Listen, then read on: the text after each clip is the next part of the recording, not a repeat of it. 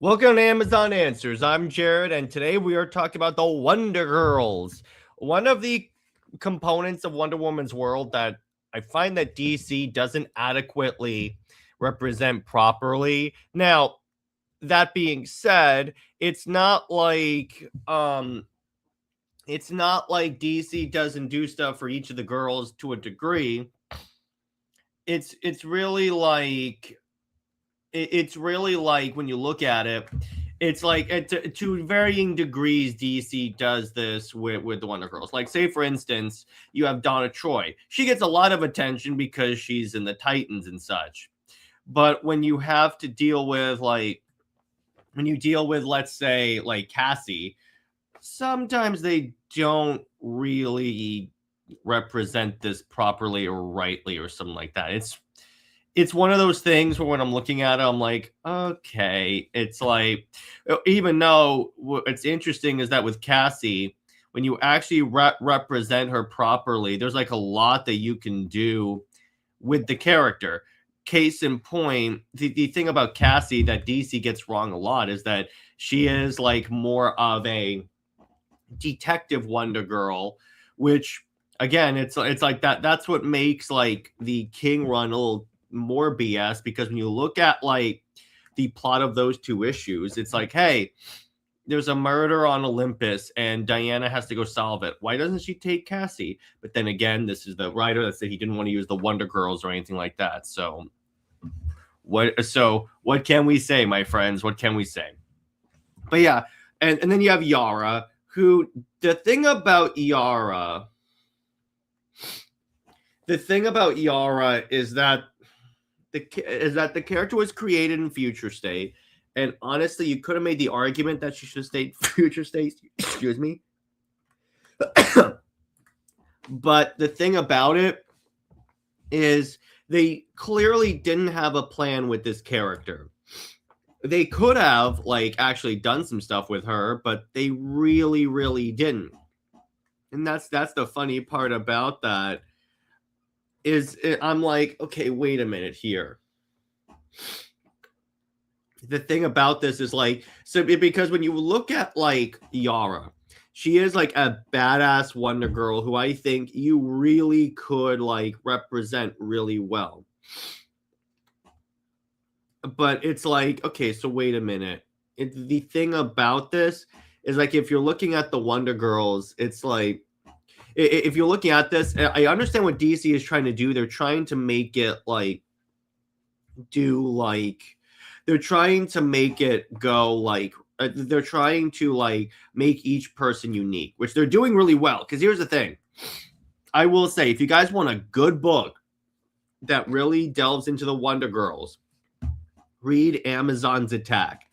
Let me clarify that. I don't mean the post-crisis Amazon's Attack. I am talking to the regular one. Like, and what I mean by that is like the newer one that came out around the time that King's Wonder Woman came out. Because here's the thing about what that book does. Not only does it like do the Wonder Girl actually really well, what it does is, all right, you're going to love this. You know how King spent so long trying to give Wonder Woman a catchphrase and it didn't work?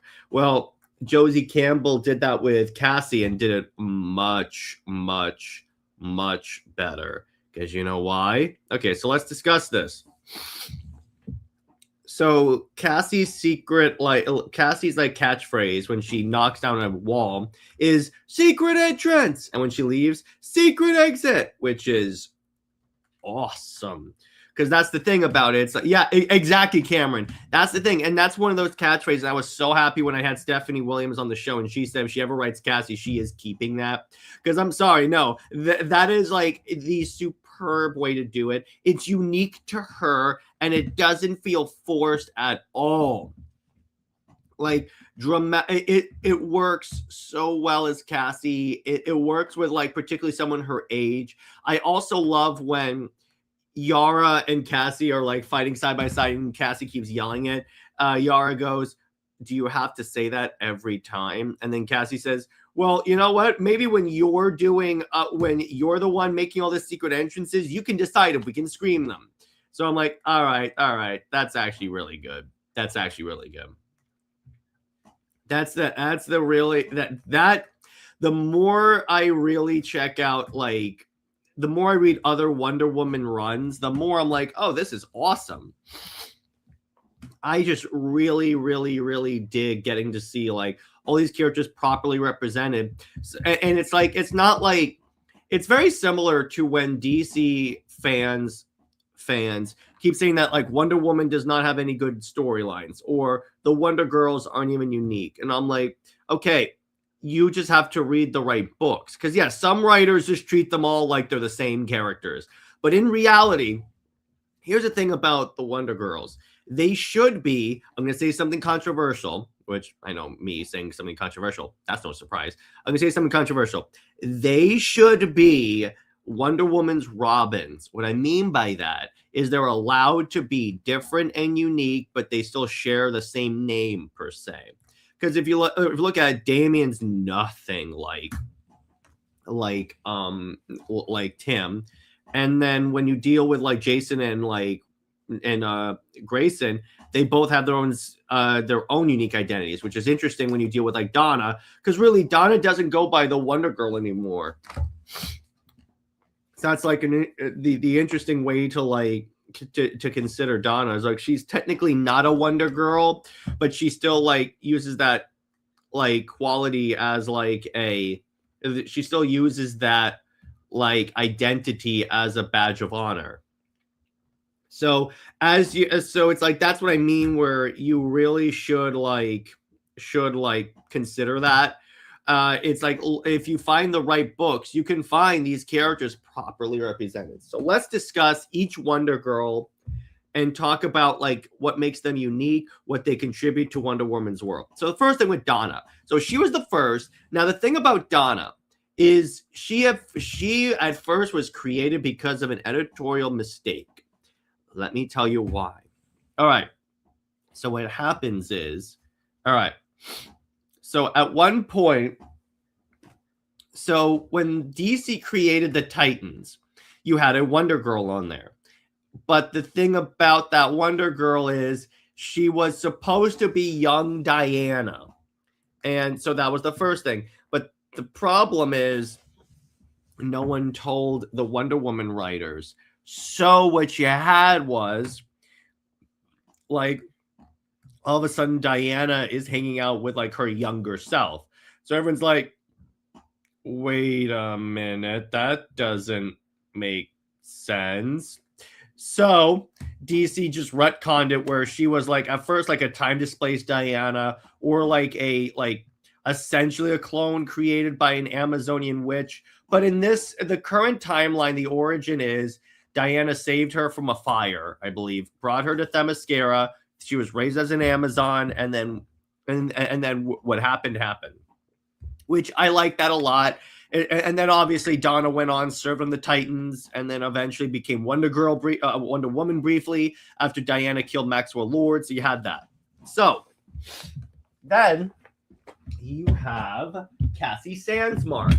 Cassie was created, and by the way, if you want a good exploration of who Donna is, the Phil Jimenez run really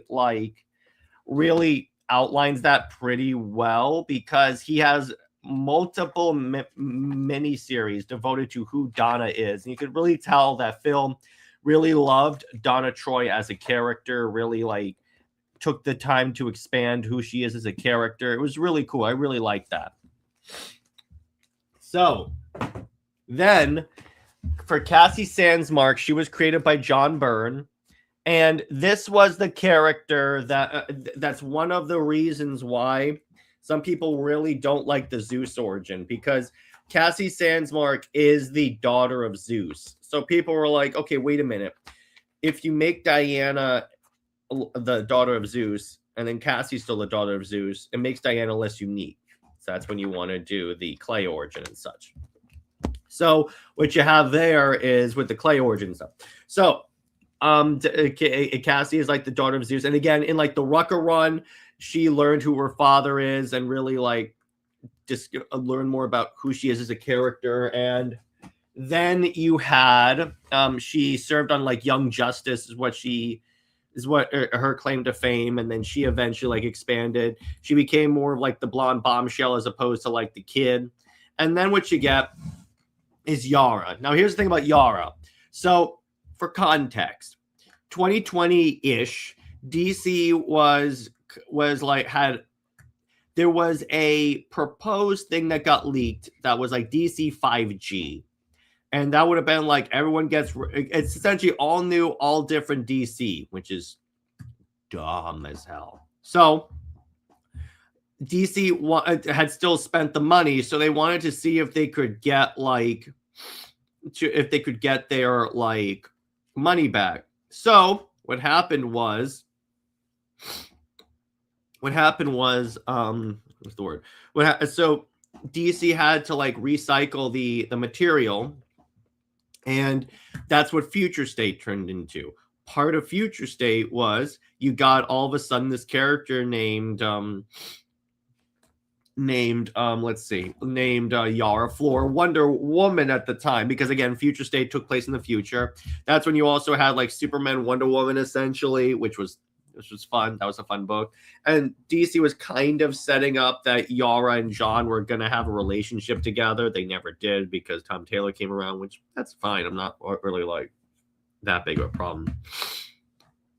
So then what you what it leads to is, so she got her own series. She was a Wonder Girl. And honestly, I liked her as like a Wonder Girl, as like a character. I felt that like she was one of those characters that I really feel like DC could have like expanded more and done better, and then they would have like actually like they would have actually like made her a little bit more secure, because currently she doesn't have the best reputation with the fan base. Anyways, she's not Trinity negative. Absolutely not. She's not Trinity negative, but she's not like in the best position. Again, not Trinity bad, but still like shaky, if you will. And by the way, you guys can drop questions about the Wonder Girls in the chat, and I'll be sure to get to them as we go. But then you get to so she had her own series, which at first which it didn't really sell that well, partly because I get it, Joelle Jones kind of fell into racial stereotypes for like Yara being like South American and such. So I'm like, okay, I kind of see what you're going for. So that book was canceled. And Yara was kind of in limbo. You then had the run by Clooney Conrad, which did like give them more to do. This is where it established that Cassie was the detective of the Wonder Girls, because she solved Hippolyta's murder and was able to like identify, okay, so that's who like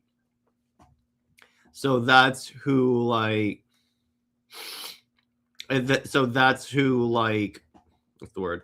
So wait, what was it saying? Oh, sorry, I lost my train of thought. But yeah, but essentially it's like that's who you should have used for the Tom King run. And so then you also had like the Diana fully accepting Yara. She gives her own tiara, which I really liked and stuff.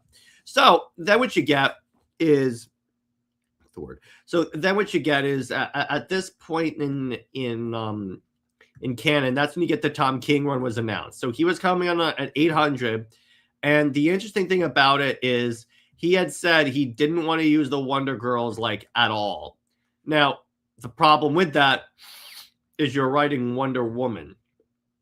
That's the thing about it. You're writing Wonder Woman, but you don't include it. That's like saying I want to write Superman, but I don't want to actually include anything about Metropolis. So I'm like, what are you doing? That's not how that works. So and then he himself said like the fans pressured him to include the Wonder Girls. But my theory, because if you look at the characters in his run, they don't act like the Wonder Girls. Like again, Diane, like Donna guts Solomon Grundy, Cassie bombs a U.S. naval ship, and Yara robs a bank, and I'm like, that they wouldn't do that. But the thing about, but continuing on, it's like the theory that I have is he originally just created 3 original Amazons that were supposed to be more brutal and hardcore because of what happened to like the Amazons in the run. But then when he was pressured to include the Wonder Girls, he just Command F and Command V their name essentially. That's like the only way this really makes sense. I mean, then again, we are dealing with a writer that firmly doesn't really like understand Wonder Woman like at all, as you guys have like demonstrated now. But continuing on, the problem with so that was like the main issue with that book. Then you get to the Stephanie Williams 2 issues of 29 and 30, which I liked a lot because here's what that actually did. What that did was she actually gave like more of the Amazons more character development, having them fight like their innermost like doubts and demons and such, which was really cool because that's where you really get to learn more about who these girls are as characters. And you see like Yara just wants to prove she belongs and such. Cassie is scared of having all this power within her. Donna is also on the whole do I belong thing. What's the word? It's Nubia. I know she's not a Wonder Girl, but bear with me. Nubia is on the whole. I don't know if like I should be the queen, the king, or anything like that. I'm not sure if like I really fit as the queen, but it's obviously more like that. Like you belong to, so it still works. But like that's like the. As far as I know, the history of the Wonder Girls. Now, they were trying to make Trinity a Wonder Girl, but I really doubt that would actually like really happen because it's like why? Because here's the problem: Wonder Woman already has the reputation of having too many Wonder Girls that are too much like the same.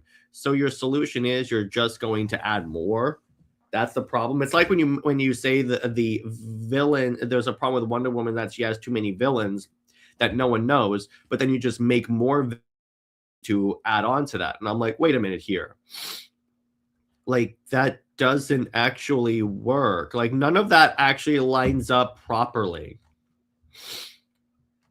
But then again, it's like, does a certain writer really care that much?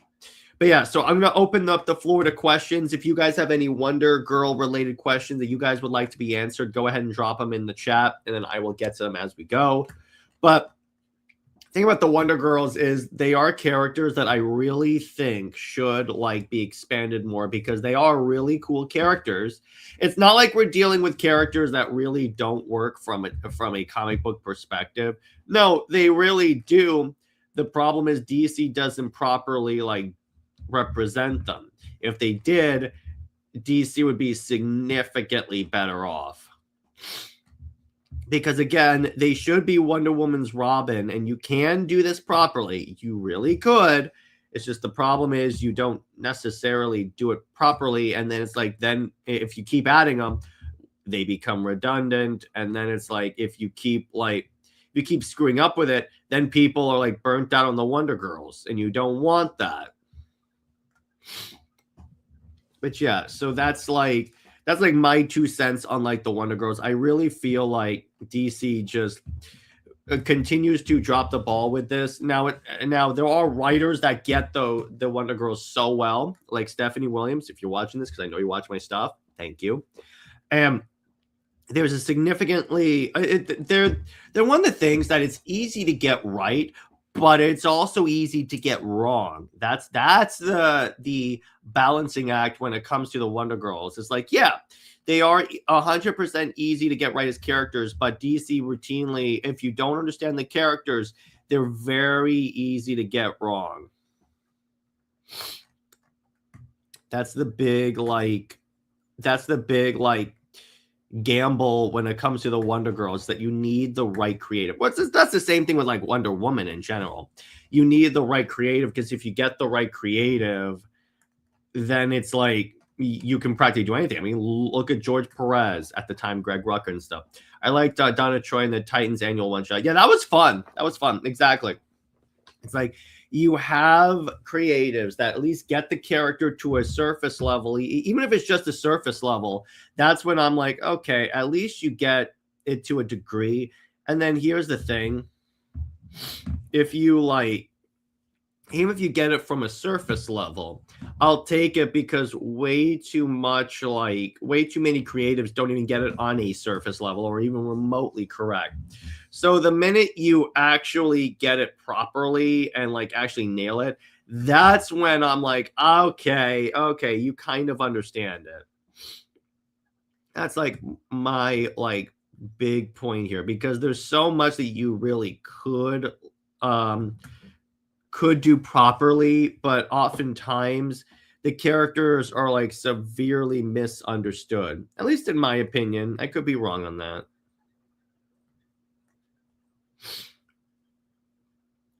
But yeah, so what other questions do you guys have?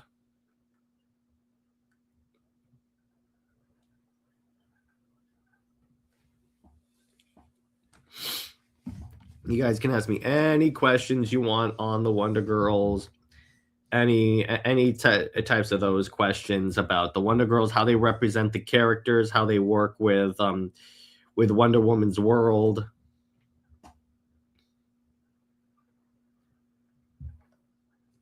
Is there a lot of different like positions that you can really go with these characters, I would say.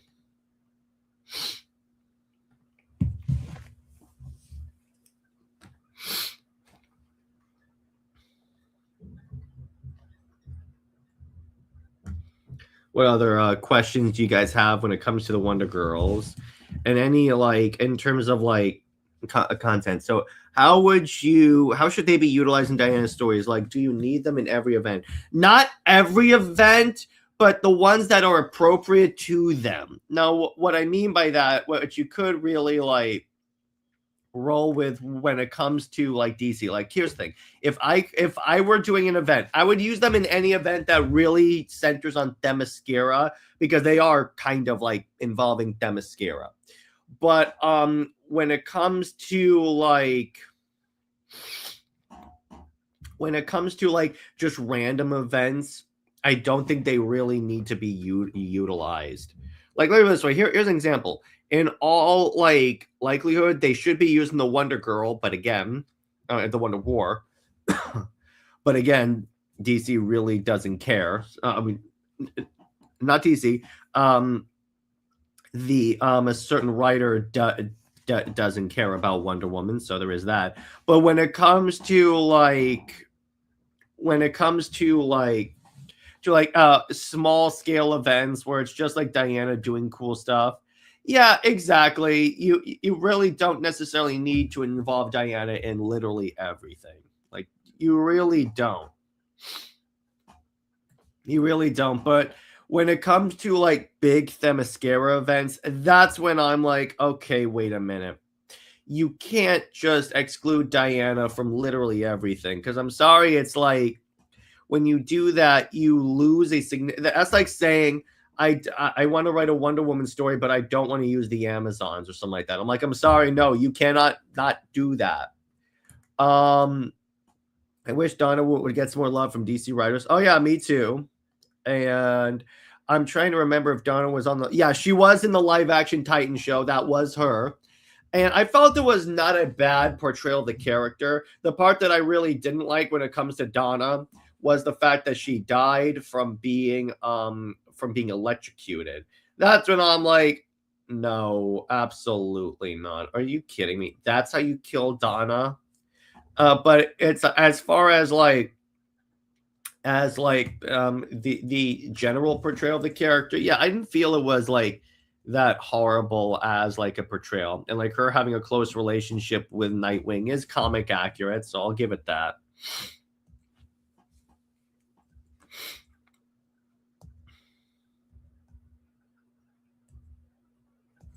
But yeah, so what other quick questions do you guys have when it comes to Wonder Girl stuff? Could be anything when it comes to the Wonder Girls and all of their world and stuff. Could be anything as it relates to the Wonder Girls. Because yeah, it's like, again, they are an element that it's like DC continually doesn't really use properly. Like, they need to tell their writers, okay, you can't like exclude certain characters. Like, you can't go, I want to write a Wonder Woman story, but I don't want to include like the gods or Wonder Girls or anything like that. No, I'm sorry. You can't go into there saying you don't want to do that. If just say I want to write this story, and you find a way to make those characters work, unless you want to have it be like non-continuity, because that's one thing. If you want to have it be non-continuity, that's one thing. At least that would be like something you could roll with. But it's like, if you're going to actually like not, if you're going to like deliberately exclude something that's really important to Wonder Woman and the Wonder Girls, no, you really can't. Like, that's not really a thing that you can afford to do.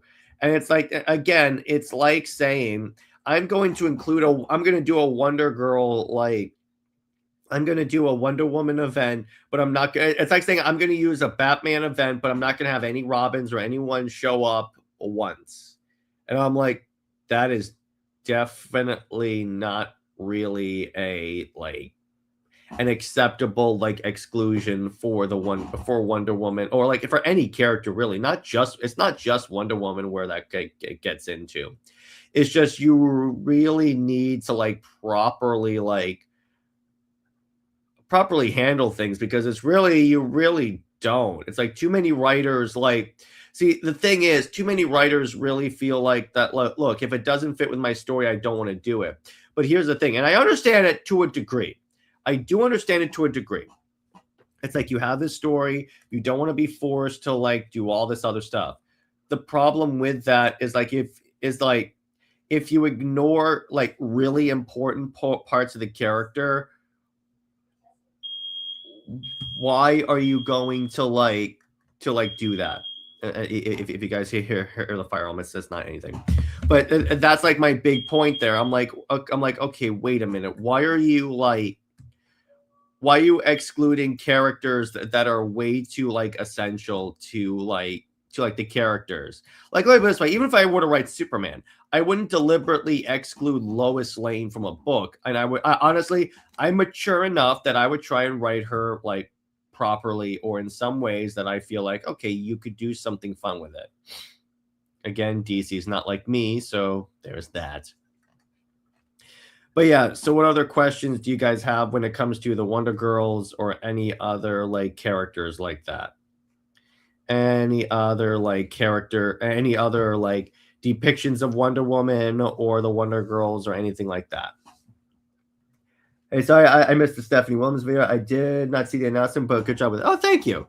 Yeah, it's like be sure that like be sure to like every stream, and make sure that when you subscribe, right next to the subscribe button is a little bell. If you click that, it gives you like an email every time that like I go live. So just like to make sure that like you have that, just a double check. But besides that, this Stephanie was a really great interview, and and it was really a fun like discussion. Which one of the Wonder Girls has the best rogues?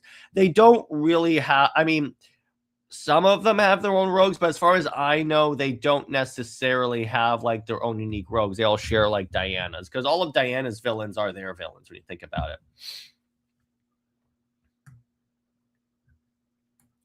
Do you think the Wonder Girls have established their own canon akin to Diana? To a degree, because it's like, look, if in terms of like certain like let me put it this way: do I think there could be a Wonder Girl like book in and of itself that I think could like really like that I think could sell well? Honestly, yes. See, if I were doing if I were handling Wonder Woman, what I would definitely do is, what you could do is just essentially like have like the Wonder Girls book just be Sensation Comics. Like, you don't necessarily have to do it as like you don't necessarily have to let me see. You don't necessarily have to like say Wonder Girls. You could do that if you're really feeling confident, and you should. I think it could work, but I feel like the best chance is to do Sensation Comics and make Sensation Comics the Wonder Girls book, because that's what I think that like DC could really use that first off. And I feel like if you actually did a Wonder Girls, if you did like a Sensation Comics or even an Amazon's book, that would be good. How do you see Cassie's origin flip-flopping between normal girl gets gods gifted by Parson Charles Zeus? It's more of, I mean, the most consistent origin, I think, is the Child of Zeus thing, which I like that a lot more. I feel like that is like the one that I think works the best, because I feel like that's the simple one. And the other thing that I really like is like with her being the daughter of Zeus, it's more believable. Personally, I would rather have Wonder Woman have Sensation Comics and Wonder Woman comic line like Super. Yeah, exactly. Wonder Woman's get their own. Yeah, but of the two, the most likely, unless Wonder Woman gets like dramatically selling better than it is, that's when I think that they would really like risk that. Other than that, I really feel like it's more realistic if like, because let's not forget, it's like typically Superman has Superman in Action Comics, Batman has Detective Comics and Batman. Give Wonder Woman and Sensation Comics, and then Sensation Comics, you can make that like an anthology book dealing with each Wonder Girl, and then the Amazons. Like you could have 4 books. I mean, 4 stories per anthology issue of Sensation. One that deals with the Wonder Girl, one that deals with each of the Wonder Girls, and one that deals with the Amazons. Personally, I prefer Cassie's normal girl that gets power backstory, as I think it helps differentiate her from the other Wonder Girls who come from magic to our world.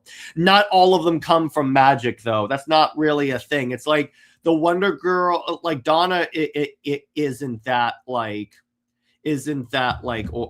thing. Typically, the current origin for Donna, that's not necessarily that origin.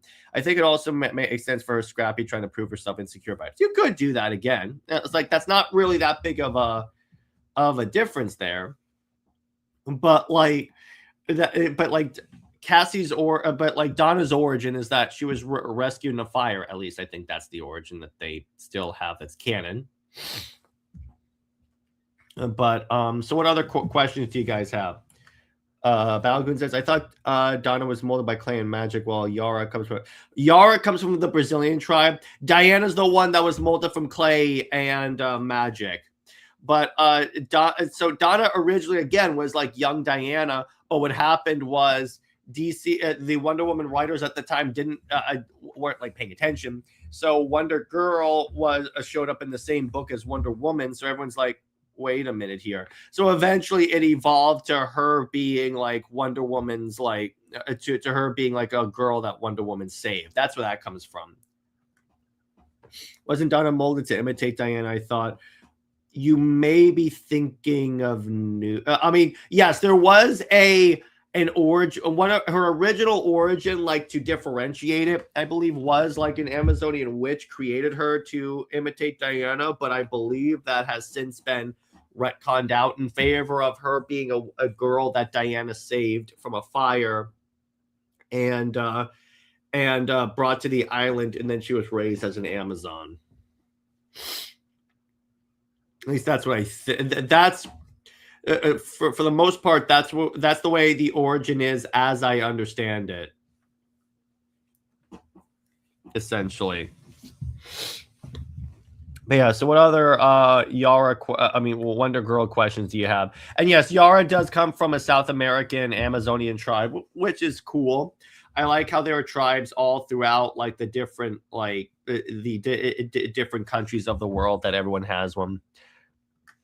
I think one of the big issues with the Child of Zeus backstory for any of the Wonder Woman characters, I feel like it undermines the unique philosophy of them often, or how, at least how I see it done. That's fine. But it's like if it's just Cassie that has that origin, like if it's not Cassie and Diana, I think it's pretty fine as like a concept.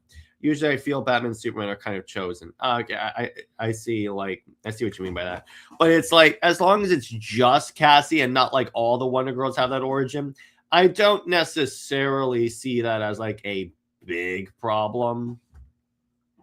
At least the way I kind of see it. I could be wrong, and that's just me, but that's kind of where I like. That's kind of where I like. I see it. In other words,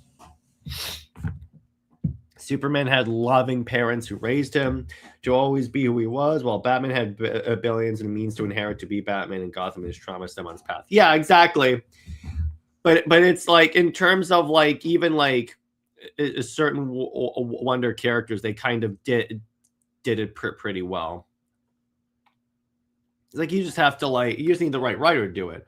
Wonder Woman, despite God giving us Amazon chose to learn. Yeah, exactly. But it's like the Wonder Girls sometimes, it's like, let me put it this way, technically the Wonder Girls maybe didn't really choose it, because again, Yara was saved in a fire, and Diana brought her to the island.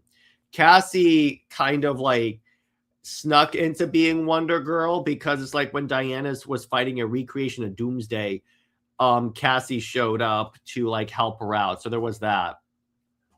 So you could kind of think about it that way.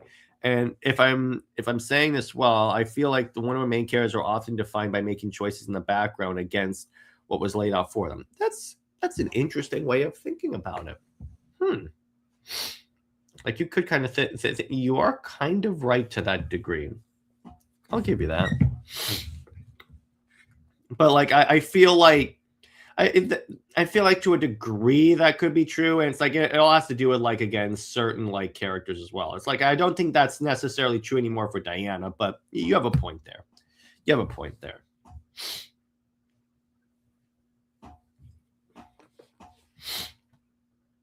That's why I feel like Wonder Woman has a big philosophical. Oh yeah, she is very different from Superman and Batman in that she is more likely to kill than the other guys, than like Batman and Superman, and it's like she has more of a like diplomatic role than like the other characters do. So yeah, you are 100% right there.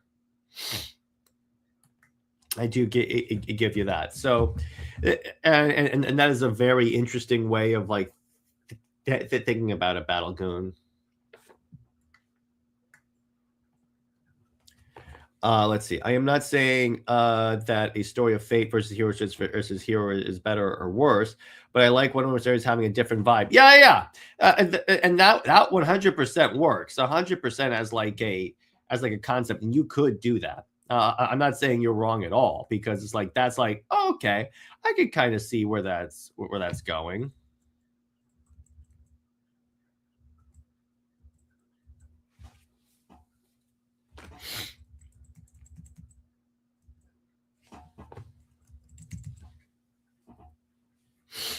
But yeah, it's kind of like how a lot of Marvel characters are defined by social outcast issues, or having to fight hierarchies and systems. But Thor differs when being a noble king, but in reverse for DC. Yeah, that's a good point. It's like, yeah, because like Marvel, most of their well-known heroes are like the more grounded people that fight against like being othered, or like typical human issues, if you will, human issues. Whereas Thor still like deals with like the human thing. I mean, again, there's a common saying that Marvel's about humans trying to be gods, and DC is about like gods trying to be human. I mean, to a degree, it's while I don't necessarily like all the time when they try and make the DC about like the heroes have to be humanized, I kind of understand to a degree what that like role how that goes.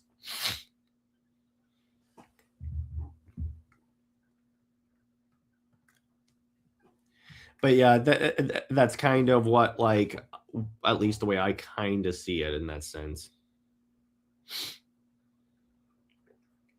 But yeah, so what other like questions or points do you guys have about the Wonder Girls?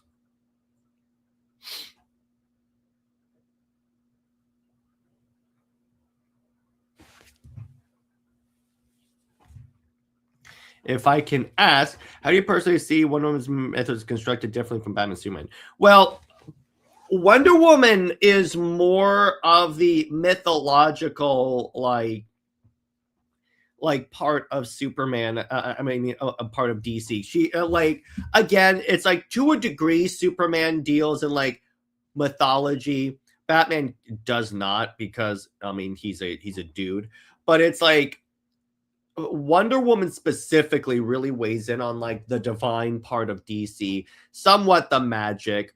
So it's like Wonder Woman, for the most part, differs in that sense. Superman historically is like more of like the more like a god facing like kind of like a god facing human issues, kind of like Thor. But Batman is more of like a human in a world filled with gods in that sense, is kind of the way I kind of saw it there. But as it applies to like in general, that's kind of where I see it being like constructed different. Plus, Wonder Woman obviously is a little bit more like gender politics. Now, some writers go a little not like the best with that, but there are, but like you could make that work to a degree and make people more like on board with it. At least in my opinion, you could use that.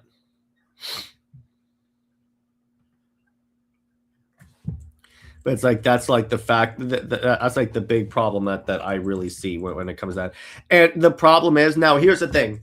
Robert and I recently said, and I still stand by this, that to a degree they should kind of treat Batman like Wonder Woman as female Superman. And what I mean by that is apply some of the same principles, because you could apply also some of the same stories to like Wonder Woman to make her feel like more like a superhero, because they really also don't really make Wonder Woman feel like a superhero. So I feel like Superman stories are more sci-fi with villains who are often treated as invading society, while Wonder Woman's are more mythological. That's kind of that's a good way to look at it. Like a villain might attack Diana but be overshadowed by a war started by gods at the same time. That's actually a really good way to think about it. Yeah, that actually works. Like, yeah, you could kind of like think about it like that as like a big difference. I'll give you that. I can kind of go with that. It's like Diana, more so than like Superman or like Batman. You do kind of have like the like juggling that comes with being like a main superhero or something like that. So you do actually. That's actually a great way to put it.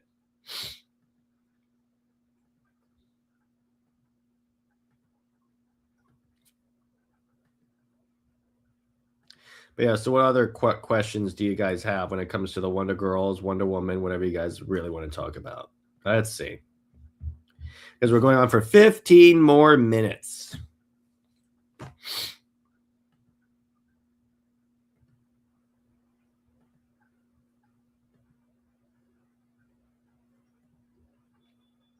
And then we're going to like do some stuff. Any underappreciated Wonder Woman villains you suggest I look up?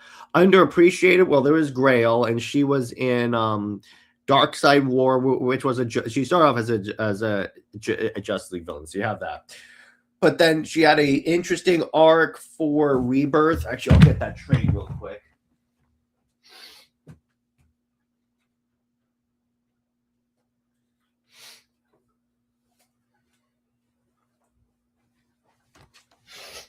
It was this one that really talked a lot about how Grail sees herself as like a monster, or not a monster, or she's like, am I determined to be evil because I'm the daughter of Darkseid and such. And this is also the story that introduced the child of the brother of Wonder Woman. But hang on.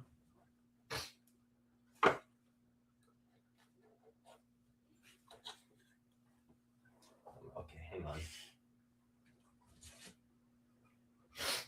If you want to see a run or like a writer that like really gets the mythological part of it, look at the Greg Rucka post-crisis run. Now, let me be clear, the Rebirth run of Post Crisis is not good, like very not good. But the Post Crisis era of Wonder Woman by Greg Rucka is really, really, really fantastic. And he really makes the gods like their own thing. They each have their own like agendas. It plays a lot like a Greek mythology movie, like Clash of the Titans and such, but with the gods. So I feel like he really got like that type of like character, that type of like villain group, if you will, as a character, as like a writer per se. Additionally, let's see. You could do the Gail Simone run because that one. What do you think happened to Greg? So from what I heard, what it probably is because of certain political events that happened in 2016, 2017, it really snapped something in him that he can't like not be political with it. Plus, with the Rebirth run, he was pissy for a lot of different reasons. Number one is because he claims that he went to DC and they were begging him to come back and do Wonder Woman, but essentially, but what happened was they didn't do that to him, and he claims he claims that that then all of a sudden he was like undermined and stuff by like Jeff Johns and all the other writers. So, but it's like when you deal with like his Rebirth run, first off, it didn't sell well. So I think that's a certain component of it with his ego. And then, first off, the other reason why the art just didn't really work well. I mean, the story didn't really work well is because it existed just to undo the new 52. That's all it is. I loved Eyes of the Gorgon, but didn't care for Cheetah or Chester Rob the Justice League. It felt like an art. That's the other thing. He has this weird obsession and sense of ownership with Cheetah and thinks that like he can say that like Cheetah's in love with Diana or something like that, which she isn't. I always felt that's kind of creepy. That's the other thing. He kept trying to like he keeps like trying to like firmly. The other problem with Rucka is at a certain point, it started to be where he can't write a story without introducing without having like some lesbian character in the book, which I'm like, okay, that's fine if you want to like include other people. The problem is like if that's a common trope, it's like, again, when you deal with like, what's the word? When you deal with like his Lois Lane book that happened, that was like 12 issues. All of a sudden, halfway through it turns into a question book. I mean, Rucka is the guy that says he considers. Wait, I think Diana could have another one that's madly in love with her, and I think that's fine, but should not be cheated. Yeah, I agree with you on that. But it's like with Rucka, he considers himself, in his words, a spiritual lesbian. So I'm like, wait a minute. So you're straight. So you're spiritually a woman that has attraction for another woman. That's the definition of being straight. So I'm just confused at that, but I always felt that like that seemed a little odd. I'm like, okay, why say that? I don't understand that. I don't really understand how that works. And for some reason, he has this obsession with trying to make Diana like LG. But it's like the problem with that is like he doesn't get that like DC can't do that because of like the sales reasoning for that. But anyway, I think with Rucka, I would not be surprised if potentially she comes out as trans one day, but felt she could not do this political. Well, here's the thing: if Rucka were to do that nowadays, I feel like at least the company would be more supportive of that, because you have creators that do that all the time. Like even Tony Isabella did that. And I believe, hang on, let me get the proper name for Tony Isabella. Okay. Jenny Blake. Okay.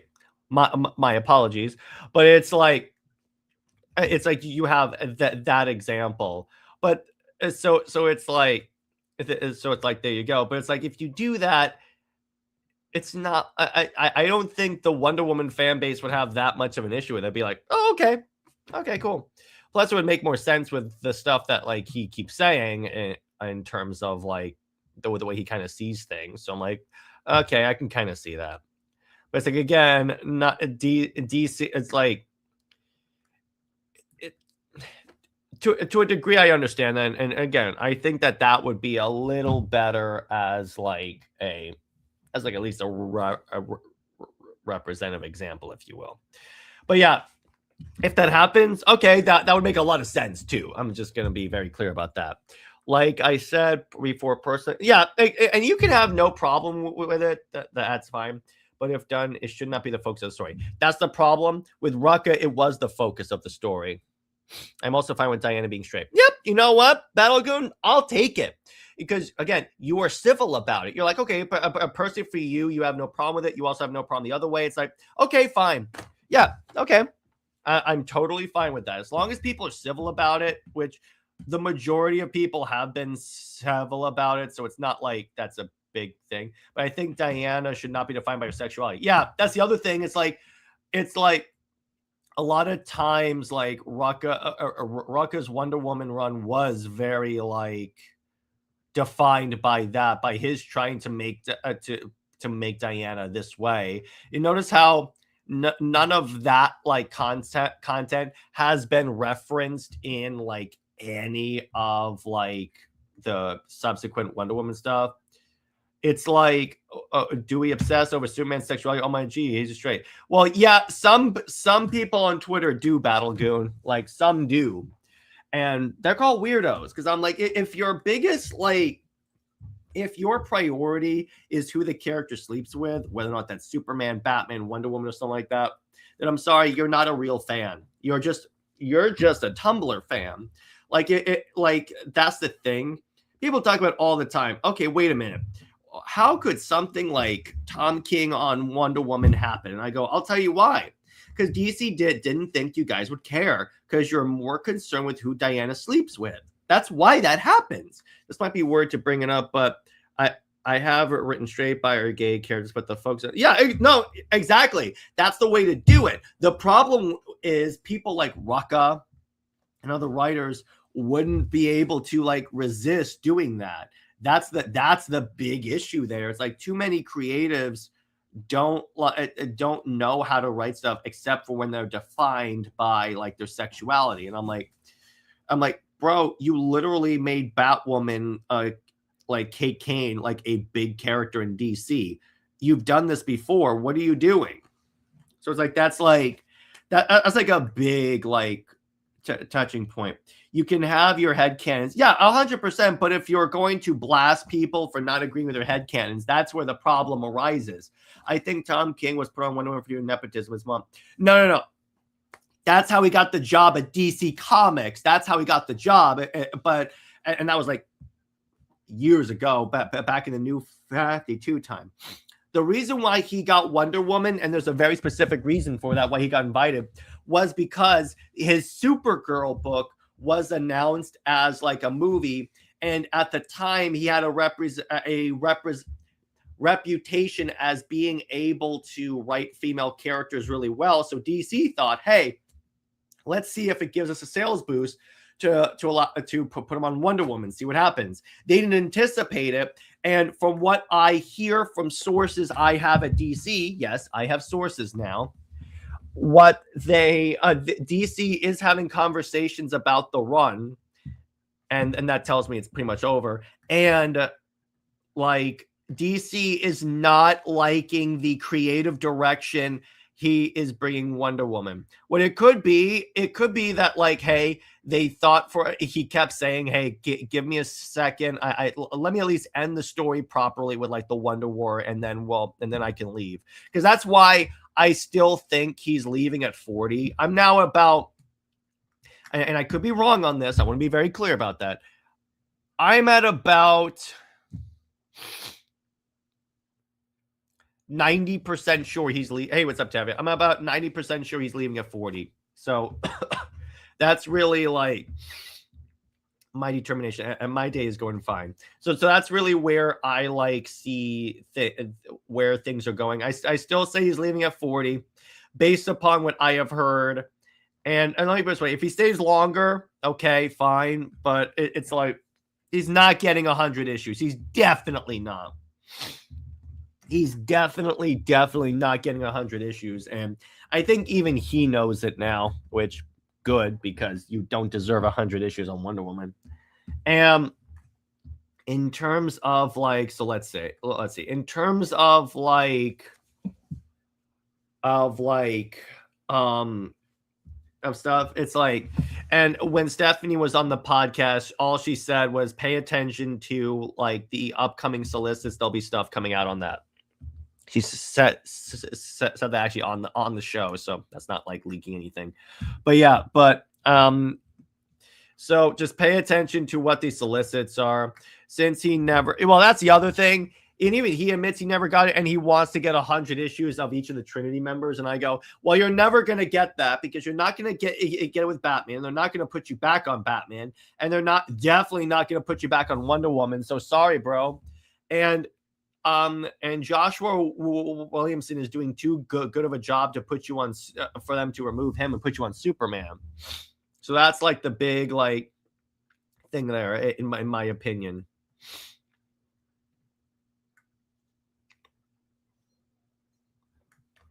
But it's like, honestly, again, I could see that like as soon as he leaves Wonder Woman, it's not likely we'll see him on like either a main continuity book or an ongoing book. I think they'll just stick to giving him short mini series. Plus, he's busy with the DCU, so it doesn't leave a lot of time for him to devote to properly doing the to that. Yeah, exactly. If they put on a member of the Justice League, let's hope it's not Flash or Green Lantern. Yeah, exactly. I don't think he would do well with that. But again, I feel like, again, they're not going to put him on a ongoing book. It would mostly be 6 to 12 issues, because those are like, when you look at like his group of writings, his like writing resume, if you will, most of the time his stuff that people really like are his mini-series. Tom King on Flash. He's the fastest man alive, but Batman's mind is much faster than Flash, so it's the saddest man alive. Yeah, exactly. That's a good point to leave it on, as a matter of fact, because I'm going to end the stream here. So yeah, so as far as Comics League content, all future like midweek content is going to be at 6 p.m. Eastern time. Just wanted to like repeat that on this stream. Let's look at what our next topic is going to be. Tom King of Green Lantern. He can build anything he can imagine, but can only imagine trauma. Well, remember Battle Goon in the Batman book, he had Green Lantern shoot himself in the head. So next week we are going to be reviewing JLA Witchblade, where Wonder Woman got the Witchblade thing from Top Cow. And then after that, we're going to be talking about Sensation Comics Volume 1. And then after that, we're going to be discussing the best Elseworlds Wonder Woman. There's a Wonder Woman Wednesday. I haven't thought of like what would I really want to go with that. Tom King's therapy. Yeah. But as far as Super Wonder Legacy, Britt and I are going to be, I believe we decide on this to be the first episode. We're going to be discussing comparing Civil War, a Marvel Civil War, to Injustice, and talking about how Marvel did a better Civil War concept than DC did. In terms of like, let's see, on Wednesday, not only is it like Wonder Woman Wednesday, but that's also our April Fool's Day stream, where we have to positively review a book that we know the person hates. Like Britt has to review the Chris Claremont Superman Wonder Woman book, so there is that. And let me see, in terms, I forget exactly what I have to do, but of course I'll have it like in my writings thing, if you will. But yeah, for Wonder Woman Wednesday, what about days analyzing her biggest villains? Oh, you mean like in-depth discussions of each rogue? That's interesting. I could definitely do that. That's a great idea for one. But yeah, so I will see you guys. But please positively review Tom King's run. Oh God, that's That was last year, by the way. But oh god, but imagine if I have to keep doing that. That's gonna suck. But anyway, stay at work, everyone. Remember, Steve Never. He belongs 12 feet underground in a potato masher because he's a sack of moldy potatoes. Zoe is the Max about for life. I will see you guys later. Bye bye.